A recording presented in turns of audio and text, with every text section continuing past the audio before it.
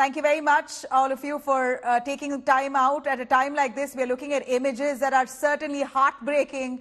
We are unable to verify it, but we're going by verified handles of Israeli journalists who are putting out these images. Could I ask Helit to step in here first? Please go on, Helit, if you can give us a sense of what you see happening in Israel right now.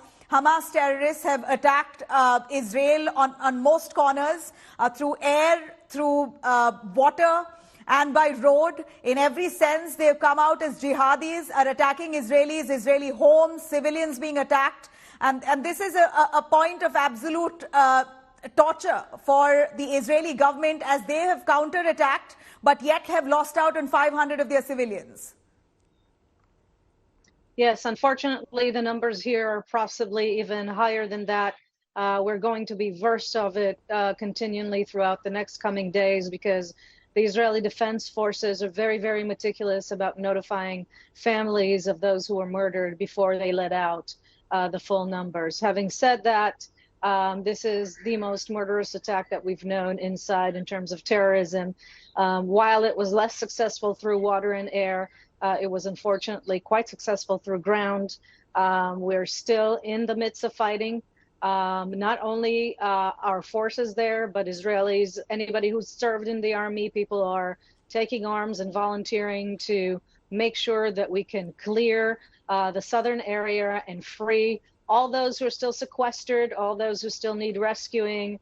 And that is the first thing to be dealt with before we move on to the next phases of this war, which unfortunately I feel has just begun. Right. Bringing in Patrick Pine, if you could give us your sense of what we see here. Israel and Palestine in war yet again. But this kind of attacks on Israel has not happened in the last decade or so. So this was meticulously planned. It was strategized and came in right at a time when there was an auspicious holiday, a festival that Israel was observing. So it's tragic to see that innocent lives are lost in this. Nabila, good evening. This is Patrick. See, let me tell you a few points. What happened for the last 2 days, it was not a terror attack. It was not a run-of-the-mill terror attack. It was a military-grade invasion. Right. You know, when you have 5,000 rockets being hurled at you, it is war. And it was a military-grade invasion which had considerable amount of logistical preparations, intelligence inputs, planning, and it is for sure there were external elements which were supporting and giving those things to the Hamas, because Hamas on its own to do something like this, where they could even outmaneuver the air defense systems of Israel, which is one of the best, the Iron Dome. They could do that. They exactly knew where to paraglide. They exactly knew where are the points to which they can sneak in, where probably the security was not at the best situation. You know what happened? The manner in which they humiliated, they tortured, they desecrated the bodies of dead, the manner in which what they did with the women, I think, and then they videographed it to put it on the social media. Yeah. They exactly knew, Nabila, what they were doing. They knew that it would have a very, very serious consequence. They knew that there will be retaliation. It will be a brutal retaliation. Frankly speaking, Nabila, Hamas doesn't care for the fact that thousands of Palestinians now in Gaza would also die. And then the very Hamas would actually again videograph and show to the world to play the victim card and show that this is what Israel has done. This is the game plan. And let me tell you, one of the prime reason what it is being done, I'm sure there are other countries which are involved. There are reports that many of the weapon systems which are being used in this time, which could outmaneuver the defensive mechanism of Israel, are probably smuggled in from Afghanistan, the ones that have been left over with the Americans. The other important thing is that, you know, after this thing happens, and there is a possibility of Lebanon, Hezbollah in Lebanon doing a similar attack from the northern side, passions will be whipped up so much in the whole of Middle Eastern region that the efforts of Abraham Accord, which was meant to reconcile, you know, Israel with the Arab states, that will go for a toss. And that is exactly the objective. You know, the best person to possibly give us a perspective of the Israel government's move and the military's move there of Israel is spokesperson of the Israel Defense Forces, Major Libby Weiss. Thank you very much, Major Libby. I'm very sorry to see what we're seeing happening in Israel right now. We know that you've been taken by complete surprise. It's taken a whole 24 hours for the army to react. And by the time you've lost out on nearly 500 of your civilians, the videos are really heartbreaking. Would you tell us what are the standing orders that you've given to your civilians to ensure their protection? And if you could divulge details on your next move. Well, of course, as been mentioned, and as we see here in the footage, really what is taking place is horrifying, a national tragedy and the largest massacre that has ever taken place against Israeli civilians since the establishment of the country. Right now, the IDF is working to secure the communities in southern Israel to make sure that Hamas is no longer there, no longer present and active in those areas. It is an ongoing battle now as we speak. We know that there are hostages that are there, and the IDF is operating to really secure those communities. The IDF is also working to evacuate civilians from communities in the south to put some distance between them and what's taking place. And right now, the IDF is striking Hamas targets within the Gaza Strip to make sure that Hamas does not have the military capabilities to continue in this campaign that was launched yesterday, this invasion that really is the correct word to describe what we are seeing here. And we anticipate that the situation will continue. It is a dynamic one and it's certainly a complex one, but the tragedy is profound. You know, do tell us, Miss, as we see here, the videos that are emerging are all mostly what we are seeing on social media platforms. Is there a way to verify them? We're seeing blasts. We're seeing families of Israeli families taken hostage. Could you corroborate the footage that we have here of one entire Israeli family who've been taken in as hostage? One of the daughters have been killed. We believe the Hamas terrorists have conveyed to the family that your daughter has now gone to heaven, that she's been sacrificed for a larger cause. I can't confirm all of these images that we are seeing, but of course they're horrifying. We understand that this is a process that it requires some time and is a meticulous process, and we are trying to do that along with other bodies as soon as possible. But we understand that the tragedy here is massive, that the loss of life is significant, that the torture, the callous regard that Hamas has paid to civilians, the way they've been dragged across the border, butchered in the streets. I mean, it truly is horrifying, I think, to anybody who is watching this around the world, and it gives us a very clear picture of the enemy that we've been fighting for a long time. Well, the enemy is right your neighbor, and it appears that all the peace treaties that have been brought to fore over the decades have fallen flat. It's futile, really. All the efforts towards working for peace between Israel and Palestine has really borne absolutely no fruit. In fact, it's worsened, as we see with what has happened in the last 48 hours. Relationship has gone downhill. Is there an assurance that you have received from a larger body? If I can bring in Khalid Barrel here on this, who's a former director at the Israeli National Security Council. Khalid, tell us a little on the backing that Israeli has at this point and the kind of tacit support that Hamas terrorists are receiving too. I didn't quite understand your question. Can you please repeat it? The support that Israel is receiving at this point, apart from Joe Biden assuring that Israel is an ally, is there any substantial support for your benefit? Look, I think what's transpired here is very clearly a line in the sand.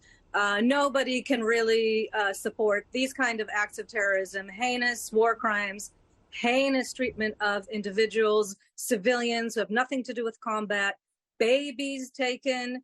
I mean, I don't want to get too graphic because that's what Hamas wants. It wants us to get graphic. But the graphic photos that Hamas has let out and the way it has conducted itself around this has only brought stronger support from Israel, from all nations that have weighed in against this and on Israel's side. And I want to make clear what this means is that Israel will have far more freedom of action militarily when it comes to the retribution phase. This is what this support means. So there is by no means an issue where we're going to see the same kind of military actions that we've seen before. It was mentioned before that Iran is behind that. That is very, very true. We have to understand that Iran is not only behind that, Iran is behind Hezbollah. This is a very concerted effort.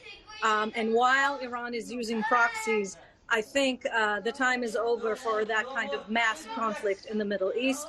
You mentioned the peace efforts before. As you know, Prime Minister Netanyahu was talking about peace with the Saudis. So was the Saudi leader, so was Joe Biden. And clearly, Iran doesn't like that. Now, this was well planned long ago. This is not an operation that came together in a few weeks, but the timing, I don't doubt, had to do with trying to make sure that moderate countries in the Middle East do not get together. Yeah. You know, a quick word from Major Libby as well. Major Libby, we see that this war has had far-reaching effects as well.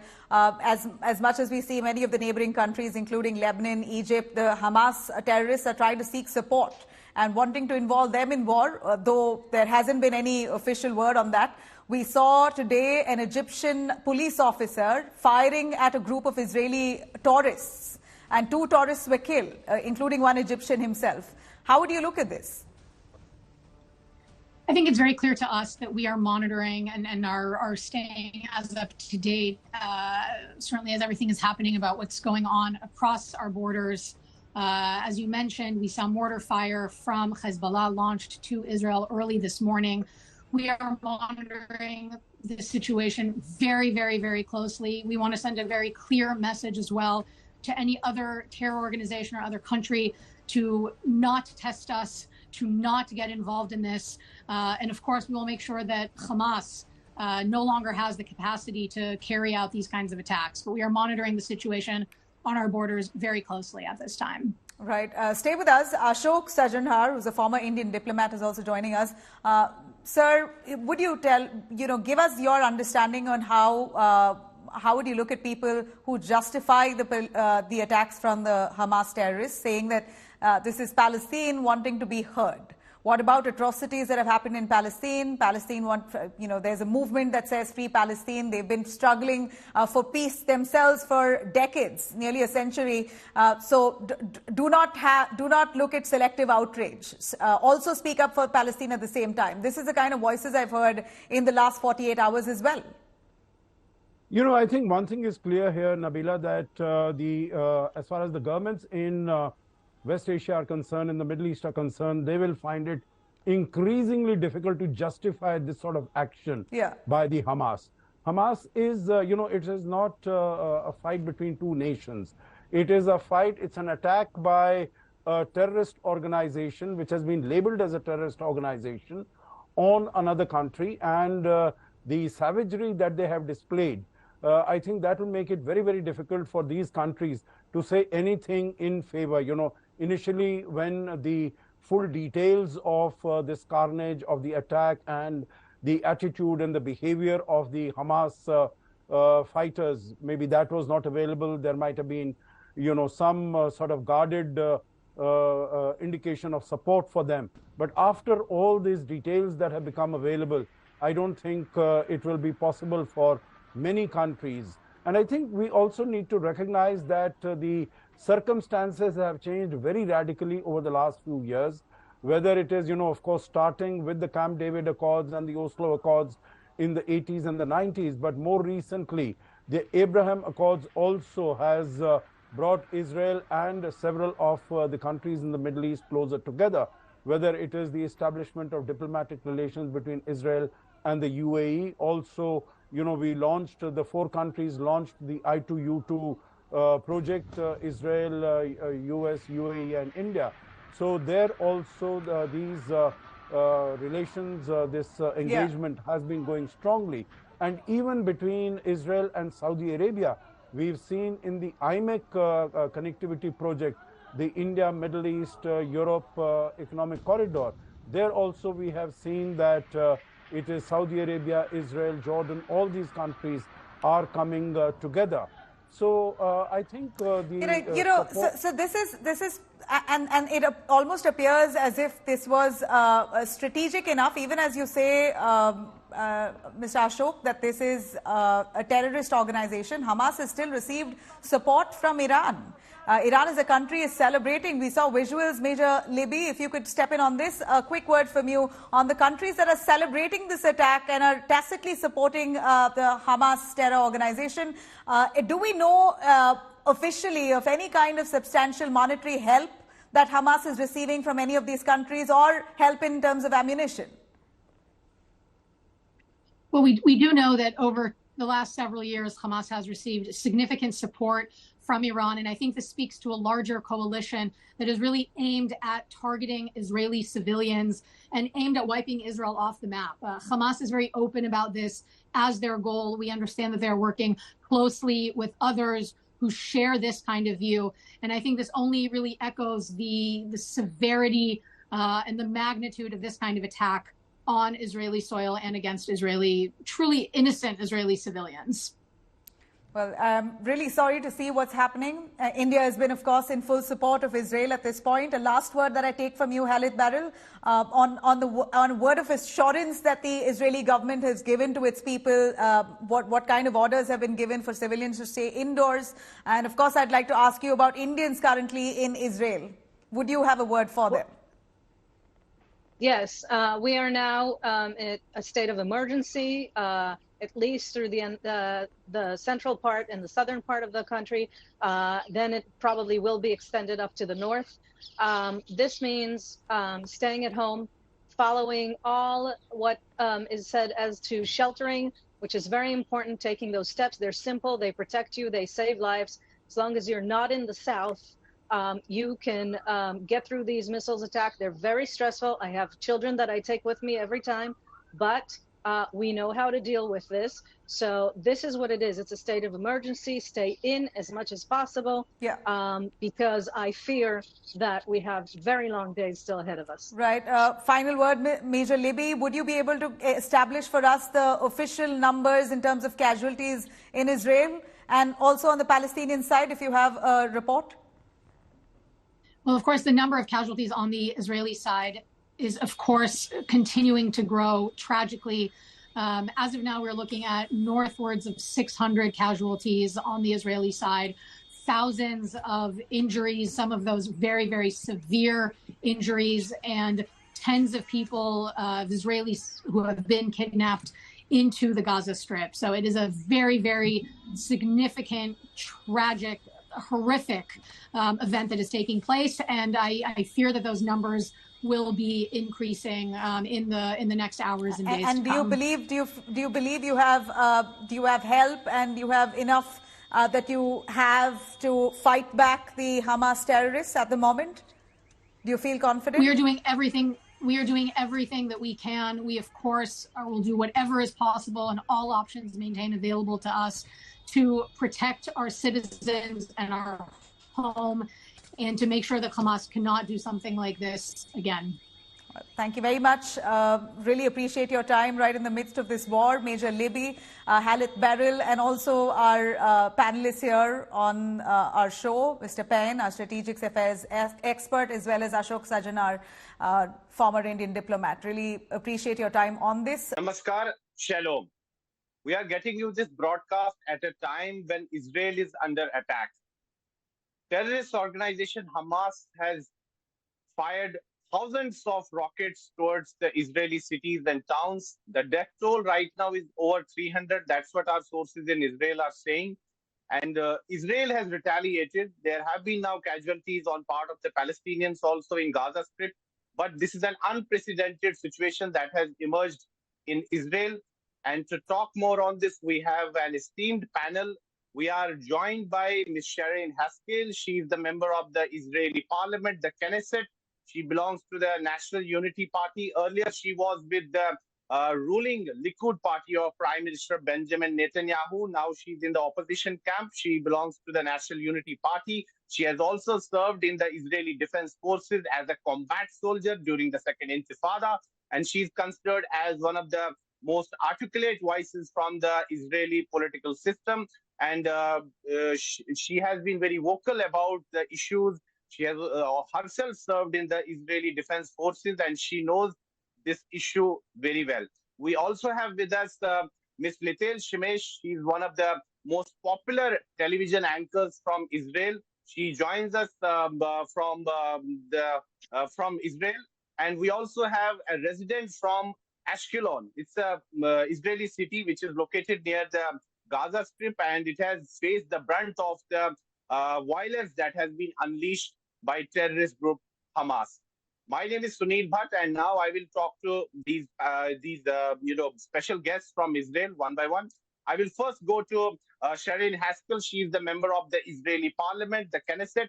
Ma'am, first of all, many thanks for speaking to India today. I can understand that it's a very difficult time for Israel and the Jewish community there. Our thoughts and prayers are with all of you who are facing this unprecedented situation right now.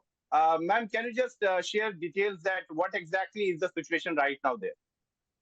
Thank you very much, Sunil, and thank you for your thoughts and your prayer for the state of Israel as well, and to all the citizens who are praying for a citizen. This has been one of the worst attacks in 50 years since the war that we call the War of Yom Kippur. We have hundreds of dead, 1,800 casualties, wounded. Hamas has invaded into 22 towns in Israel and have committed acts of, to be honest, these are actually war crimes. I cannot describe it anywhere else but crimes against humanity and war crimes. The videos that we are getting from those atrocities that they have committed in innocent civilians, in children, in women, in elderly people is absolutely devastating. And it is, I think, a wake-up call. It's a wake-up call because this will be remembered as the first day of war between Iran and Israel.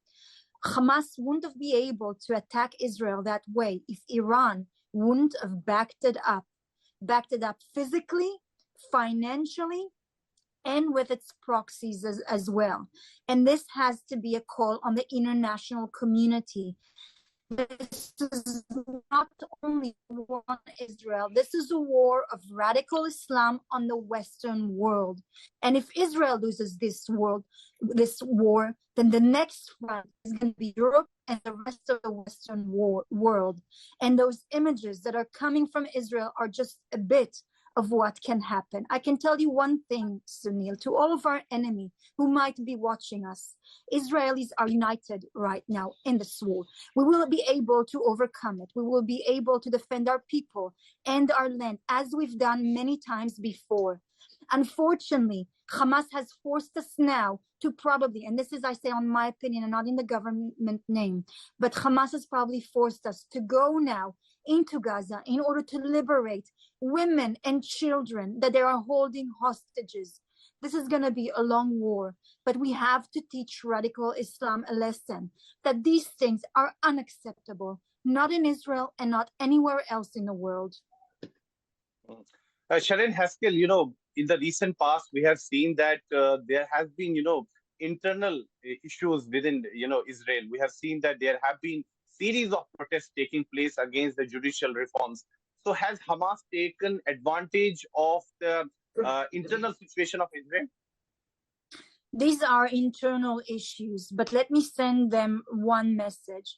In anything to do on defending our people and our land, we are united together. All these internal battle we are putting aside, and we are going to concentrate on one thing and one thing only, to bring back the defense and the security to our people and to our country. Right. Litel, coming to you. I mean, Israel has been caught off guard. I mean, such kind of terror attacks have not been seen earlier, although Israel has faced terrorism from the Palestinian terror groups. But the magnitude and the scale of this escalation is huge. So, I mean, has Israel been caught off guard? And has there been a major intelligence failure? Yeah, I think that's a question that all of us are asking ourselves at the moment. But Israel, in the moment, is focusing in getting safety back to the people of Israel and getting back the hostages into Israel. All of those questions on what happened to the intelligence, we will be dealing with that in the upcoming weeks and months. At the moment, the main focus is getting back our women, children, elderly people from the Gaza Strip back into Israel. And I couldn't agree more with what MK Sharon Eskel just said about getting the international community to understand how severe this situation. We need everyone on board in the fight with Israel against the Islamic radical terrorists who did those horrific attacks into innocent Israeli civilians. So at the moment, the main focus is, first of all, getting back our men and women, and then dealing with the situation why Hamas is undeterred. And I think the people in Israel, both left and right, are expecting the government at the moment to hit back hard, because as you can see, Hamas is literally not deterred. So it's not just Hamas looking on what's happening now, it's the entire Middle East. It's Hezbollah sitting on our northern border watching Israel's reaction. I want to bring MK Sharon Haskell once again in this discussion. Ma'am, I just wanted to know one thing, that, what has led to this kind of escalation between Israel and Hamas? Because the scale and magnitude of this entire, confrontation is huge. I mean, Hamas is saying that they have carried out these operations because of the desecration of Al-Aqsa Mosque and the treatment that is being meted out to the Palestinian prisoners by Israel. But what exactly is the reason behind this sudden escalation? The reason behind it is Iran. Iran is continuously provoking Israel. Iran is extremely worried about a relationship being built with Arabia, Saudi, and Israel together. Iran is scared of what's happening with its nuclear relationship between them and America, and what's happening in the boundaries that they're trying to set them.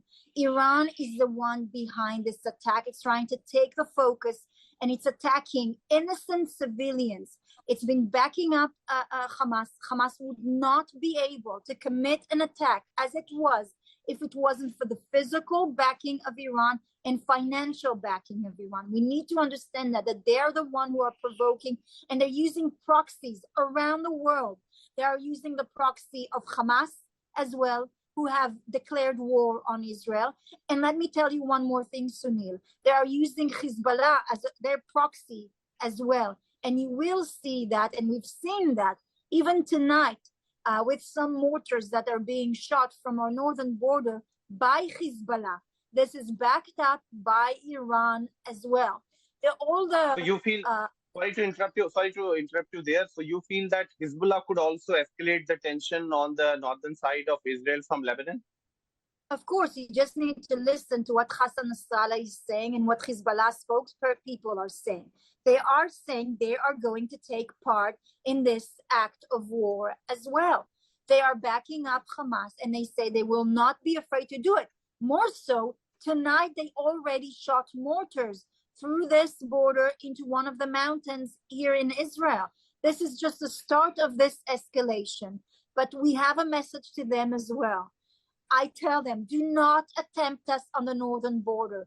President Biden sent a very strong message this morning as well, sending Hezbollah a message as well. Do not tempt America too.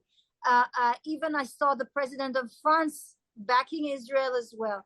The international community is standing behind Israel in that as well. And we hope that Hezbollah and Iran will not escalate the situation further than what it was later on, earlier on. Right. We also have with us Avishag Avinom.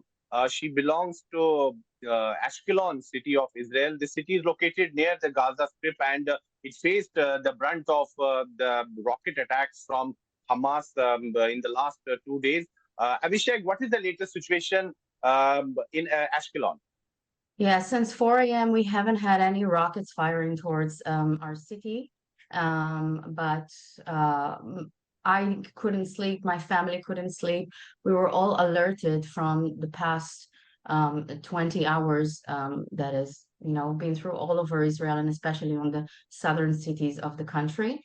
And yeah, so people are now mainly they're in a state of shock and overwhelmed from what is happening, especially watching all the footages circling online, social media, international outlets, and Hamas sharing them freely on TikTok, Instagram, um, Telegram as well. So watching all these footages, very disturbing footages that Lital and Sharon described before, just cannot keep you calm, cannot give you peace, even just to fall asleep. I can tell on myself, I didn't eat anything yesterday. I couldn't eat anything. I couldn't digest anything, just up until this morning, out of the fear and adrenaline and the constant thinking about what is happening to the people of Israel in southern Israel and my friends, my family. My sister, she lives in Mavki'im, which is even closer to Gaza, and she has twins and two little girls, and she's alone there with her husband.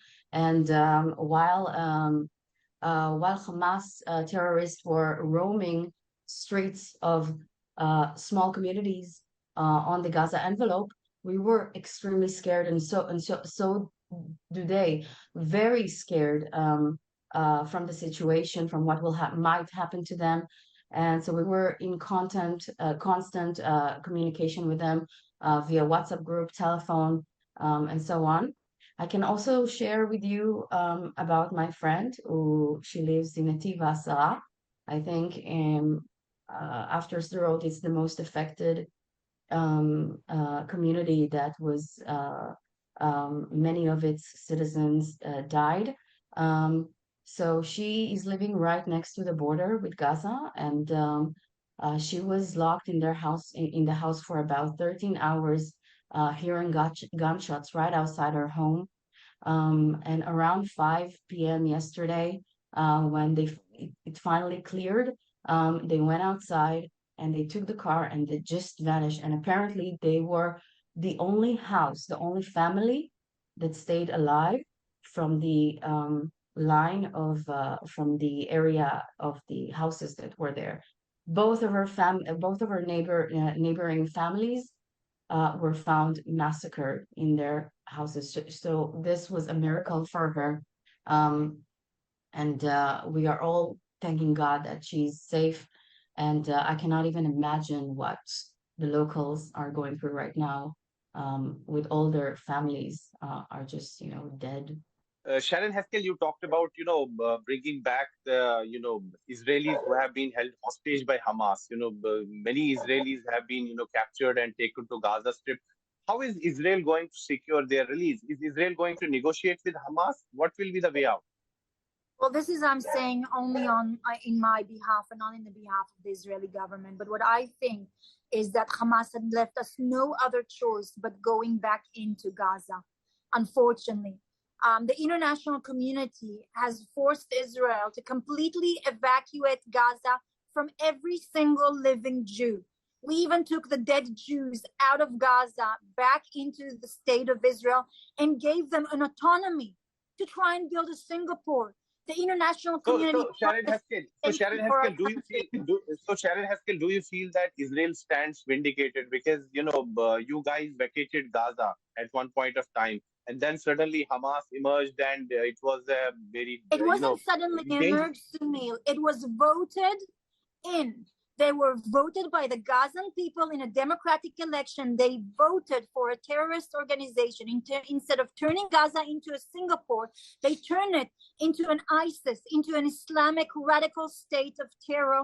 And while its only purpose is to completely annihilate the state of Israel. We had more than 3,000 missiles being shot on Israel in the past 24 hours. Try and imagine your family when it's raining with rockets, needing to run into shelter. This is what Israeli citizens are experiencing. And on that, there will be no forgiveness. We will have to go in and rescue our citizens and bring back the safety and the deterrence to our country and to our people. Sharon Haskell, talking about the larger Israel-Palestine conflict, do you think that the two-state solution is dead now? Well, unfortunately, this has proven time after time that the Palestinians don't want a state beside Israel. They want a state instead of Israel. When they are chanting from the river to the sea, Palestine will be free, it means that the entire state of Israel, from the Mediterranean Sea until the Jordan of Israel, will be free of Jews. And I listen to what they chant, and I believe their attention. And the world needs to see, and the world needs to understand that the Palestinians, time after time, failed wanting and trying to live side by side with Israel. They want to live instead of Israel. And what happened in the last 24 hours is a proof for that. They have an autonomy. They are declared as an autonomy by the United Nations, by the European Union, by America, everybody. They could have built a beautiful home for them with a thriving economy. But what did they choose to do? They choose to invest in terror and in hatred and in racism and in violence against our people. When they will, when the Palestinian children will be more important for them than murdering Jews, that's the day that you will understand that maybe we'll be able to live side by side. Right now, you see the Gazan people, the Palestinian Hamas, using children as human shields, and you see them going out murdering, butchering children, raping women, doing those atrocities that you've seen that ISIS is doing. This is what they're doing. This is their attention. I listen and I see what they are doing and their attention. And the world needs to see that, and they need to understand that. The Palestinians do not want a two-state solution. The Palestinians do not want a country of themselves beside the state of Israel. They want a country instead the state of Israel.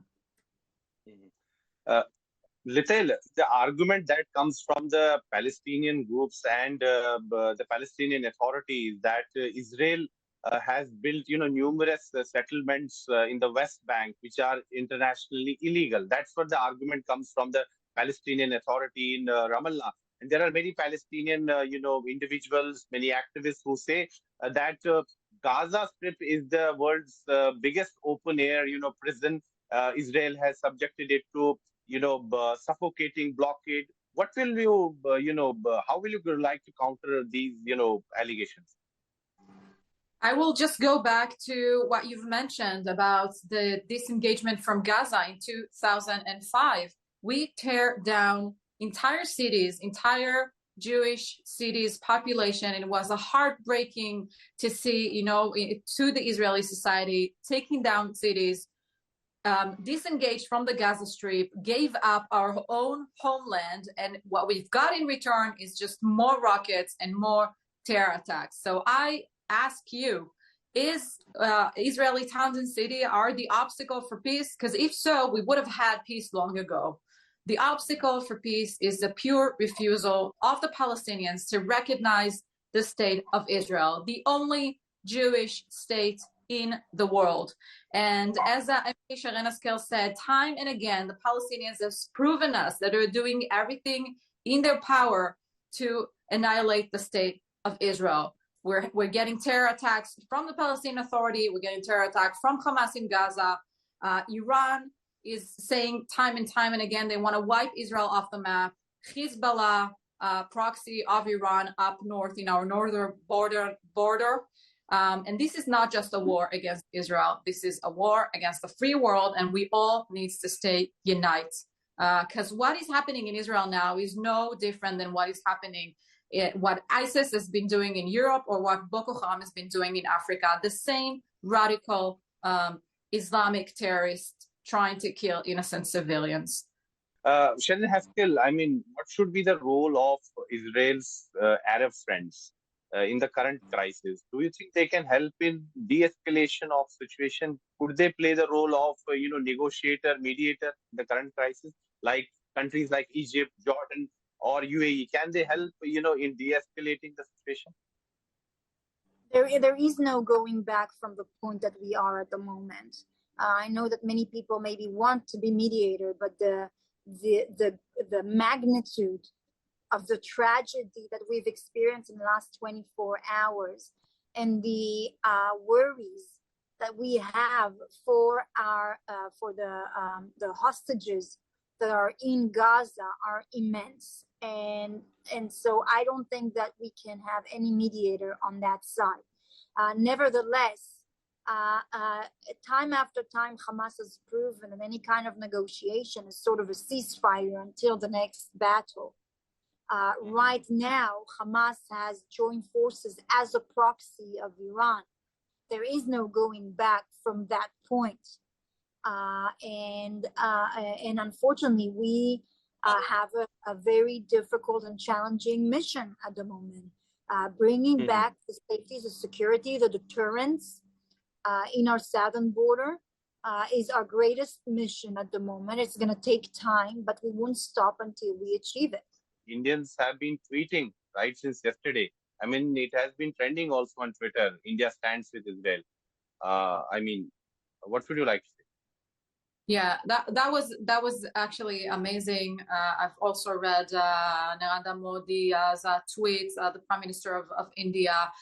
Israel and India shares the same values for democracy, the same values for peace, the same values for human rights. And I think the entire world should be united around the fact that we need to fight, to chase.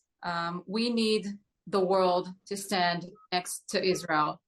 Sharon Haskell, in last 2 days, all of us have been, shocked by the barbarity that has been, unleashed on the Israeli people by Hamas. But there are countries like Pakistan, former Pakistani Prime Minister Shahbaz Sharif. I mean, he tweeted and he almost justified what Hamas did in Israel. And other Pakistani politicians have also almost, justified what Hamas has done. What will be your message to the Pakistani leaders and Pakistani politicians? Well, as I said, this is a joint forces of radical Islam, of Islamic terrorists who are joining forces together. And it's not just an attack on Israel. This is an attack on the Western world, on democratic values, the values of equality, of values of democracy, of freedom, of liberties. This is what they are actually attacking. And so it happens in many places in the world. It's a joint fight of all of us together. And you know what my message to Pakistan will be is you have to make a decision. Are you standing beside the Western world with values of freedom, of liberty, of equality? Or do you support radical Islam, or you support terrorism? And they will need to pick a side.